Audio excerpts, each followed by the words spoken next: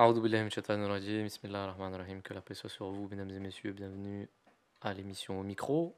Nous sommes avec Monsieur Omar Ahmed. Salam alaikum.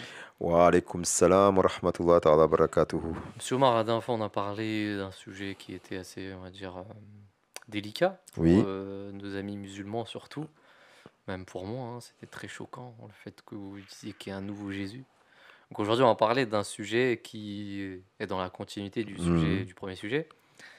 Vous vous dites qu'un prophète peut venir après le prophète sallallahu alayhi wa sallam. Sallallahu alayhi wa sallam. Comment vous pouvez dire ça? Alors que la majorité des musulmans disent que le prophète sallallahu alayhi wa sallam est le dernier des prophètes. Mhm. Oui, c'est une bonne question. Mais C'est déjà, une est-ce que bonne c'est le question. cas? Vous, C'est vous une dites bonne qu'il y a un question. prophète qui peut venir après le prophète sallallahu Non, c'est pas ce que je dis. Parce que dit comme ça veut dire, et ce qui serait choquant, alayhi wa sallam. et ce qui est choquant même pour moi, c'est de croire qu'un prophète peut venir pour briser le sceau de la prophétie. Ce qui Ouais, est choquant, c'est de croire qu'une nouvelle religion, en dehors de celle de l'islam, ou après celle de l'islam, puisse venir et s'établir, et qu'une nouvelle foi puisse naître de nouveau, hmm, et que ce prophète doit être suivi, et que le Saint-Coran et que la loi de l'islam doit être abolie. d'accord. C'est ce que vous. Hmm, Croire ça, ça c'est choquant. Et c'est pas du tout ce que je crois. d'accord, vous croyez en quoi? Moi, ce que je crois que à chaque fois qu'un peuple s'égare du droit chemin, à chaque fois qu'un peuple s'éloigne d'Allah, subhanahu wa ta'ala, Hmm. Allah, subhanahu wa ta'ala, il envoie ses prophètes pour pouvoir les ramener vers le droit chemin. Donc un Mais prophète peut venir. les prophètes, et c'est là que le point sur lequel on n'était pas d'accord la dernière fois, et Hmm. que sur lequel les gens font pas assez attention, c'est que les gens pensent qu'un prophète forcément veut dire nouvelle religion. Alors que l'histoire des religions, et le Saint-Coran est rempli de versets à ce sujet-là, nous démontre clairement que les prophètes ne viennent pas forcément avec une loi. Vous avez des prophètes plusieurs prophètes qui sont venus pour accomplir la loi du prophète qu'ils avaient précédé. C'est l'exemple de Moïse, par exemple, Hmm. avec Jésus, alayhi salatu wassalam. C'est quoi? Et Alors, donc lorsque Jésus vient, il vient avec la loi de Moïse, il vient pas avec une nouvelle loi, il vient pas briser la prophétie, il vient pas briser la mission prophétique, il vient pas briser la loi de la Torah, il vient l'accomplir. mais est-ce que c'est Et la donc différence? c'est comme ça que moi je comprends. C'est pour ça d'ailleurs que le Saint-Prophète sallam, quand il dit, avant même d'identifier celui auquel je crois, le Saint-Prophète sallam nous donne des indices très clairs. Il dit que le Messie, Jésus, fils de Marie, descendra. Et comme je t'ai expliqué la dernière Oui, fois, mais ça sera pas un prophète. sa descente et le nom Isa ibn Mariam est une indication du statut de cette Mais il personne-là. sera pas prophète. Mais de même que Jésus alayhi salam était un prophète non législateur à l'époque du saint Ça veut prophète, dire quoi non législateur? il ne Alors, vient pas est-ce avec une loi. est-ce Regardez, que, regardez, Jésus, est-ce qu'il y a une différence entre, est-ce que c'est ça la différence entre Nabi et Rasoul? ça c'est encore une autre question. Ce que je suis en train de vous expliquer, c'est Hmm, que Jésus alayhi salam, ouais, le Saint-Coran nous dit que Allah lui a envoyé l'évangile et la Torah, d'accord, à et Jésus. à Jésus. Et il est venu pour les enfants d'Israël. Hmm, Et la Bible, parce que le Saint-Coran reconnaît qu'il y a certains versets qui sont véridiques dans la Bible, et la Bible dit que Jésus n'est pas venu briser la loi de Moïse, il est venu l'accomplir. Il dit accomplir la loi et les prophètes. Et celui qui est venu accomplir la loi et les prophètes, Jésus, que la paix soit sur lui, le saint prophète sallallahu alayhi wa sallam a repris son nom pour dire que il viendra à la fin des temps. mais ça veut dire que Maintenant, le deuxième. comme Jésus, quand il est arrivé, il a eu une fonction particulière, à savoir accomplir une loi qui avait été bafouée. D'accord. Donc, dans le cadre de sa seconde venue, ce nom-là veut dire que les musulmans, eh bien, feront les mêmes erreurs que les juifs. D'ailleurs, le Saint le dit très clairement, Donc puisqu'il dit le. que les juifs et les musulmans D'accord. feront les mêmes erreurs. Et comme les juifs et les musulmans comme les juifs ont fait des erreurs, il a été nécessaire pour eux qu'un prophète vienne pour leur expliquer leur loi. De même que les musulmans, en emboîtant le pas aux juifs, font les mêmes erreurs, il est nécessaire donc pour eux qu'un prophète non législateur vienne. Oui, mais la Et que donc différence. la question Alors de la descente de Jésus, je terminerai là-dessus, Hmm, que la question de la descente de Jésus, elle doit être comprise comme ça. ok. Si on la comprend autrement, à ce moment-là, les personnes qui entretiennent cette croyance entretiennent la croyance qu'on nous reproche, à savoir qu'ils sont en train de croire qu'un homme, prophète, Hmm. avec une autre loi, vient et brise le sceau de la loi coranique. Alors attendez. Puisque c'est la loi Non, de là la vous êtes. Torah, Non, parce c'est que. la loi de la Torah. Donc je vous rappelle, le Saint Coran dit nous avons donné la Torah et l'évangile à Jésus. La Bible dit qu'il est venu uniquement accomplir la loi et les prophètes. Et donc ce personnage qui est venu dans une autre dispensation religieuse, historiquement, si c'est ce même personnage qui doit revenir à la fin des temps, ça veut dire encore une fois, et je le répète, il n'y a pas d'autre conclusion possible, ça veut dire encore une fois qu'il vient après le Prophète sallam et qu'une nouvelle religion, une ancienne religion renouvelée, avec les mêmes livres qui ont été révélés auparavant, Oui, mais vient. les savants nous disent que quand il reviendra en tant que musulman. Où c'est marqué ça? Où c'est marqué ça? Mais si les savants le disent, c'est qu'ils Non, sont mais pas sur quelque où chose. c'est marqué?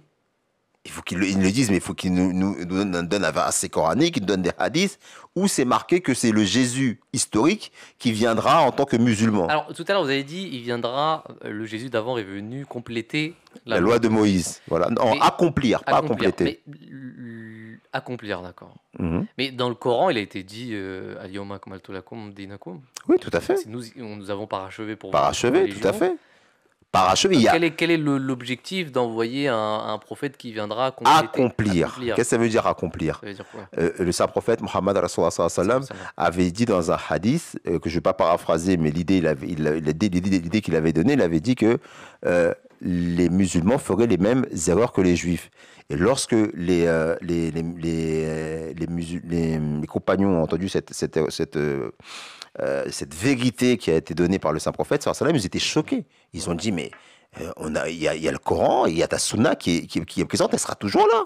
Comment ça se fait qu'on va être égaré alors que le livre que Allah t'a révélé et ta pratique, elle est préservée dans nos cœurs et on la transmet en plus, cette pratique. Et ce livre-là, on l'a protégé, Allah l'a protégé. Comment ça se fait qu'alors que le Coran et la Sunna et les hadiths sont là, eh bien, comment on va s'égarer? Après, il a dit, mais les Juifs les Juifs n'avaient-ils pas la Torah?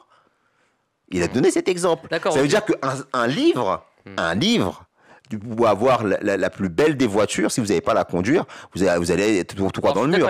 C'est pareil. Là, vous changez de sujet. Non, puisque je vous dis, ce que vous me dites que le Saint-Coran dit lui-même, Akmaltu lakum dinakum, à savoir, Allah il dit qu'il a parachevé son livre et que l'islam est une religion parfaite. C'est vrai.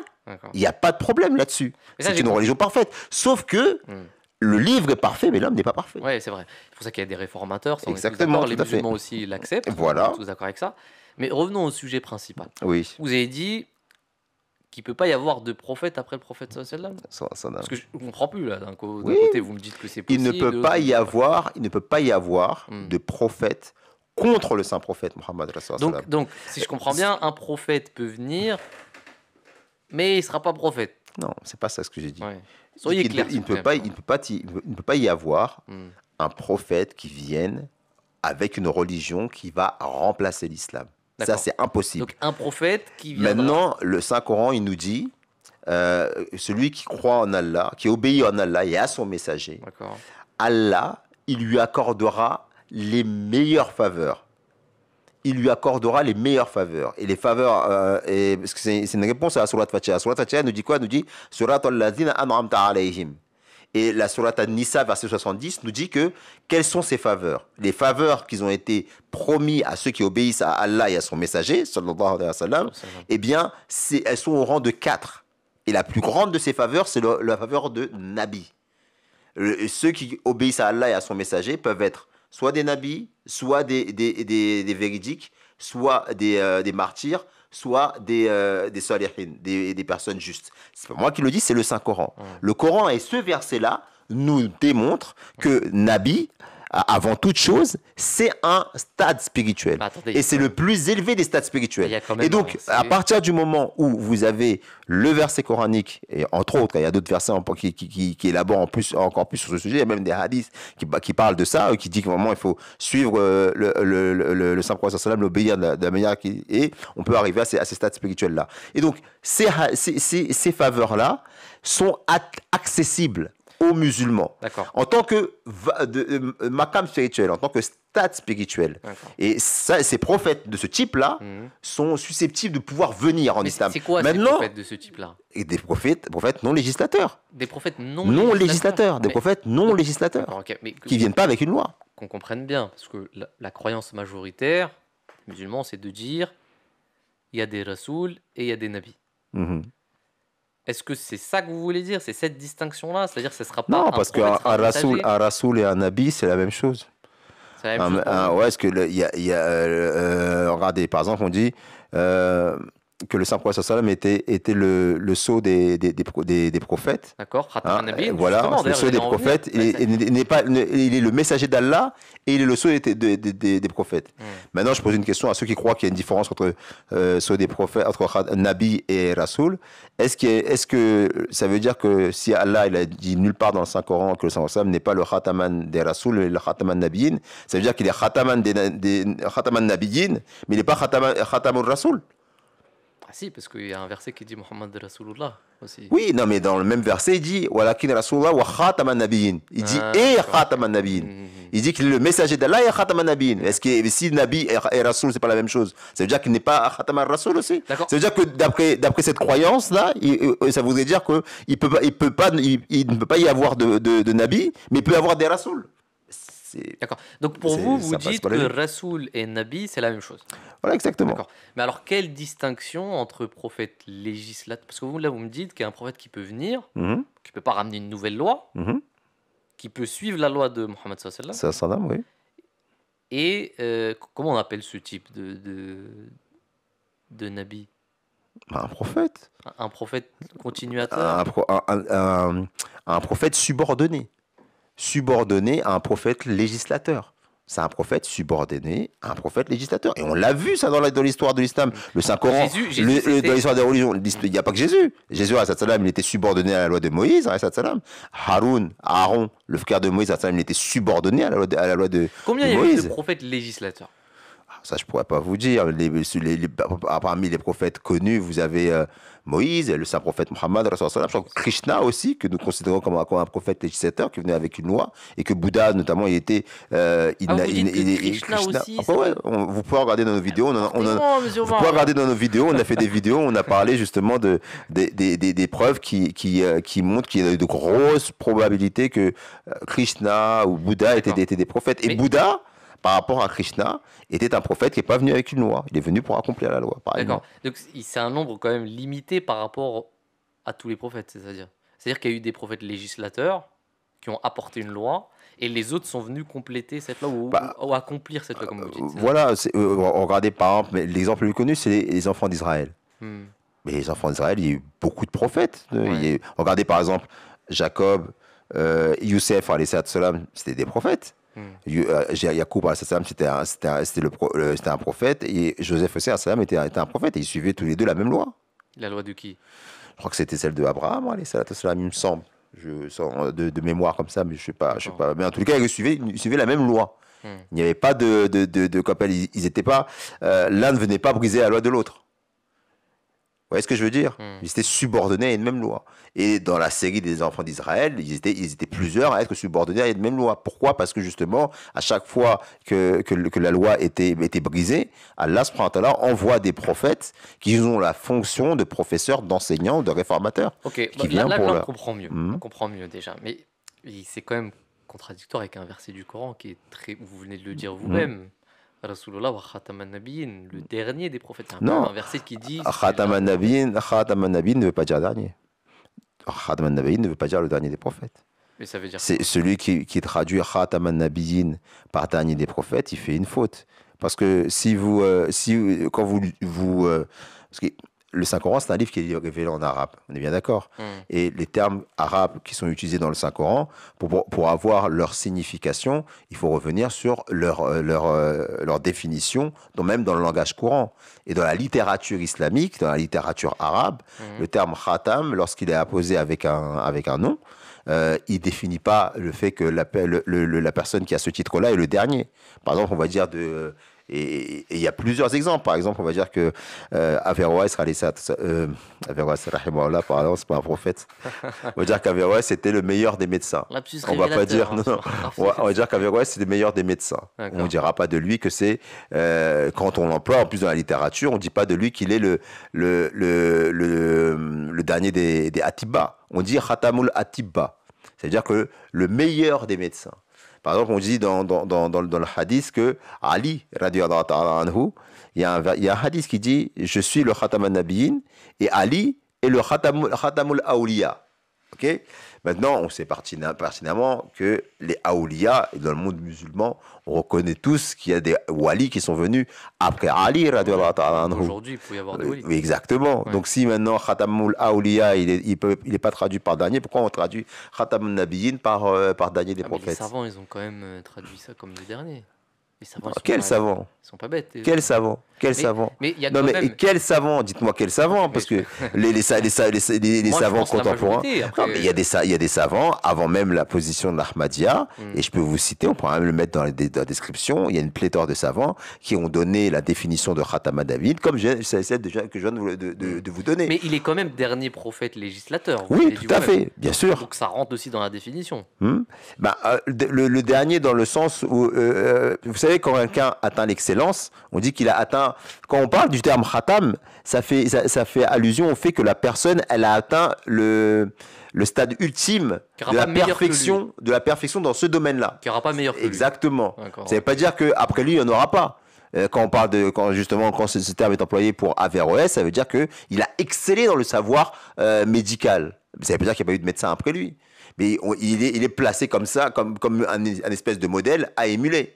Pareillement, le Saint-Prophète, il a excellé dans le domaine de la mission prophétique et Allah subhanahu wa ta'ala l'a béni en le nommant Khatamul Nabiyyin. En plus, regardez, il y a même un hadith qui est connu et où le Saint-Prophète il dit j'étais Khatamul Nabiyyin avant même que Adam n'ait été créé. Il est Khatamul Nabiyyin avant même qu'Adam ait été créé. Et Adam, c'était le premier prophète. Vous voyez? Donc ce hadith-là va bien dans le sens de ce que je suis en train de vous dire. Ok, je vois. Donc pour vous, il y a un prophète qui va venir à la fin des temps. Pour tout musulman, il y a un prophète qui est censé venir à la fin des temps. Maintenant, la question, c'est de savoir, est-ce que c'est un ancien prophète ou est-ce que c'est, comme je vous l'ai expliqué, un prophète qui vient dans le cadre d'une loi bien définie, à savoir la loi coranique. Nous croyons que cette prophétie, elle s'est accomplie, comme je vous l'ai dit la semaine dernière, je crois. Cette prophétie, elle s'est accomplie en la personne d'un imam de parmi les musulmans, qui, conformément au verset coranique qui dit que celui qui obéit à Allah et à son messager, Allah, il a la possibilité de l'élever au plus haut des rangs, à savoir le rang de prophète. Ça, c'est le plus haut des rangs.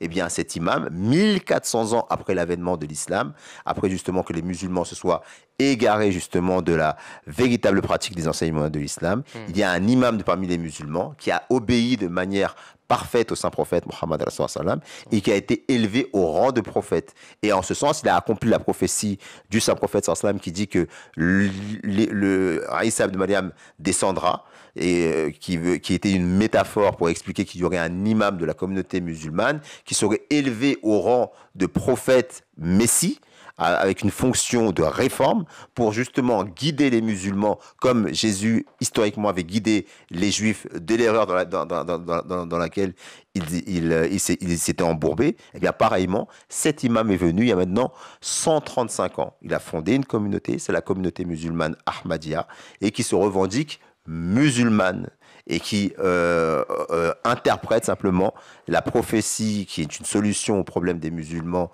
et que les musulmans ont terriblement besoin aujourd'hui, pas de manière littérale, mais en conformité avec vous comprenez, monsieur Omar, que le Saint-Coran et les hadiths. Est-ce que vous pouvez comprendre si on vous dit que c'est quand même choquant pour les musulmans? Est-ce que vous le comprenez?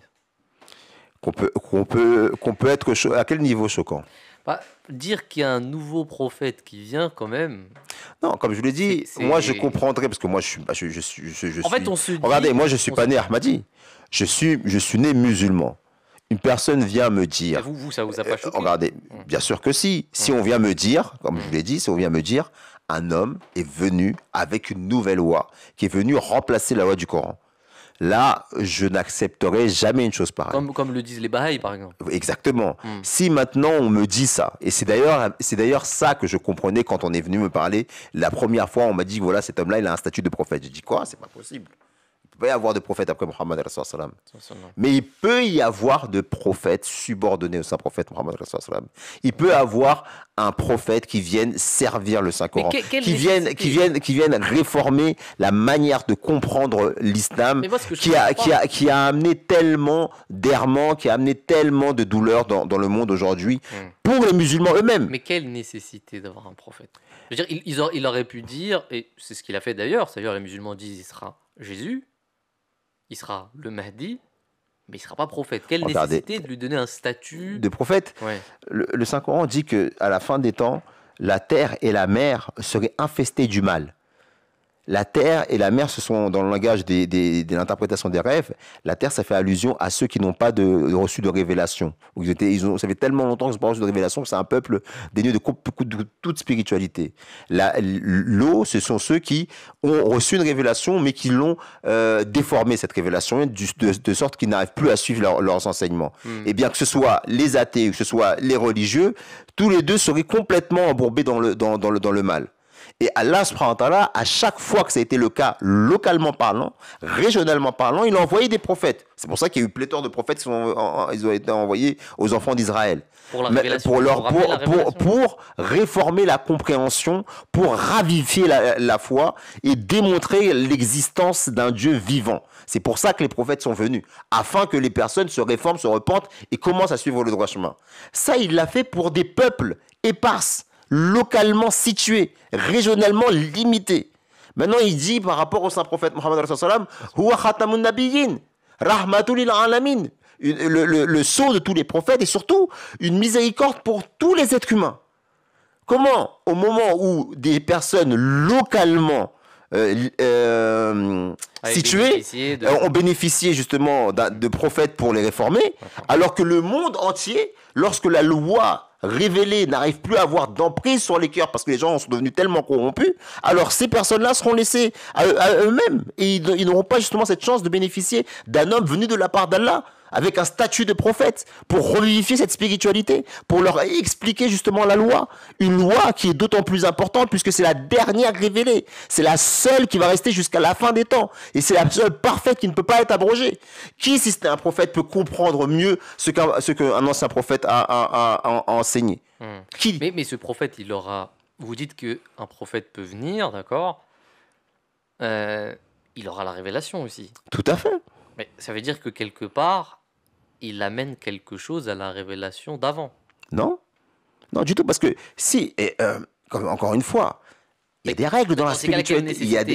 Ce que je suis en train de vous expliquer, c'est que lorsque les personnes ne comprennent pas un message, lorsque les personnes ne comprennent pas un message parce qu'ils n'ont plus la spiritualité nécessaire.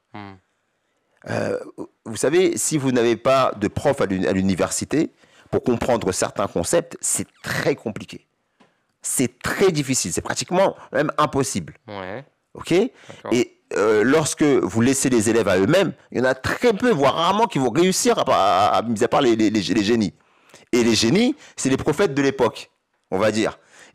Allah, il a vu qu'il y avait des problèmes dans ces peuples-là. Il envoie directement des génies sans passer par des instruments quelconques. Ok? Maintenant, l'islam, le génie des génies, c'est le saint prophète sallam. Lorsque le monde avait besoin justement d'une personne qui vienne ramener l'unicité divine, il a envoyé le saint prophète sallam de par sa pure grâce, par sa rahmaniyat. Ok? Oui. Maintenant, le monde est devenu le monde a reçu ce bijou qui est le Saint-Coran, mais ce bijou a tellement été infesté, il a tellement été enfoui qu'on ne le reconnaît plus. D'accord, c'est les élèves qui là s'égarent. Et voilà. Il faut envoyer un prof. Et il faut envoyer un prof pour qu'il puisse arriver à comprendre où est ce bijou, leur expliquer la manière d'atteindre ce bijou-là. Il était tellement enfoui, tellement perdu, que les élèves par eux-mêmes ne pouvaient pas le retrouver, ce trésor.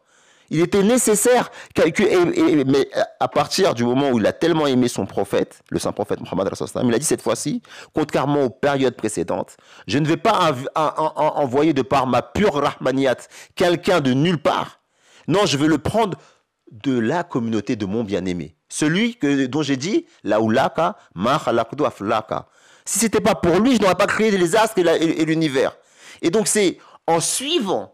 Et le modus operandi, il l'a laissé dans le Saint-Coran. Il a dit, suivez ce livre.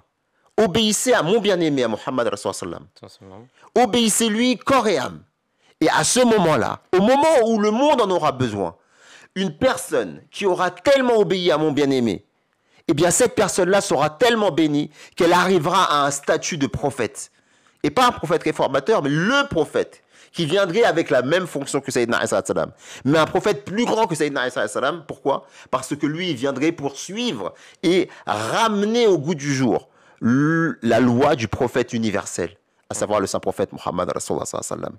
Et cette interprétation-là, elle vient renforcer encore une fois le statut de Khatamun Nabiyyin du saint prophète sallallahu alayhi wa sallam. Elle vient l'embellir encore, elle vient dévoiler la beauté de ce statut-là. Elle vient faire comprendre, réaliser à quel point le saint prophète sallallahu alayhi wa sallam était grand. Maintenant, si vous dites qu'une personne était un ancien prophète, d'une autre loi révélée, d'un ancien temps, et qui n'a jamais connu l'islam, qui n'a jamais connu le Saint-Coran, qui n'a jamais vécu même avec le Saint-Prophète sallam, ni même spirituellement, ni en rêve ne l'a jamais vu, et qu'il vient, et qu'il réforme ensuite la Ummah du Saint-Prophète sallam, à qui reviendra le prestige? À qui reviendra les honneurs? Au Saint-Prophète Muhammad sallam ou à ce prophète-là? Et là, on brise les eaux de la prophétie. Et on est contre justement ce verset que vous avez cité au départ qui dit ce livre-là est le livre parfait, il a été parachevé. Le parachèvement de ce livre, le fait la preuve qu'il n'y ait pas besoin d'un autre livre que le Saint-Coran, c'est qu'une personne, en suivant réellement ce livre-là, et en aimant et en obéissant réellement son prophète, arrive à obtenir les bénédictions qui sont liées justement à cette obéissance. Donc vous dites que cette personne, c'est Mirza Ghulam Ahmad. Alayhi salatu wa salam. D'accord. Et qu'est-ce qu'il a fait, lui? Alors, c'est peut-être un autre podcast, parce que... Oui, parce que là, ça va être... ça commence à devenir long, parce que les gens nous diront, mais on n'a jamais entendu parler de cette personne. Vous dites que ça fait 130 ans, plus de 130 ans qu'il est là. Il y a quand même... beaucoup de gens qui connaissent pas. Hein. Ouais, il y a quand même... C'est vrai qu'il y a plus de 6 milliards d'êtres humains sur la Terre, mais les trois quarts de l'humanité ne connaissent pas aussi l'islam, ne connaissent pas le Saint-Prophète, sallallahu alayhi wa sallam. Ouais. Donc maintenant, on en a quand même entendu parler. Oui, sauf que l'islam aussi, normalement, c'est cette religion qui est amenée à prédominer sur toutes les autres doctrines, toutes les autres religions. Pourtant, c'est pas le cas aujourd'hui. L'islam aujourd'hui est considéré comme la religion de la rétrograde, irrationnelle, et tout ce que vous voulez. Pourtant, ce sont des prophéties qui sont faites dans le Saint-Coran et auxquelles on croit. On croit aussi que justement ce Mahdi, ce Jésus, quand il viendra, eh bien, il parachèvera justement cette victoire de l'islam. Mais de même que l'islam, il y a des prophéties qui sont dans le Saint-Coran ne sont pas encore réalisées comme on voudrait qu'elles se réalisent. De même, cette prophétie-là s'est réalisée, mais c'est le temps qui démontrera en fait sa réalité.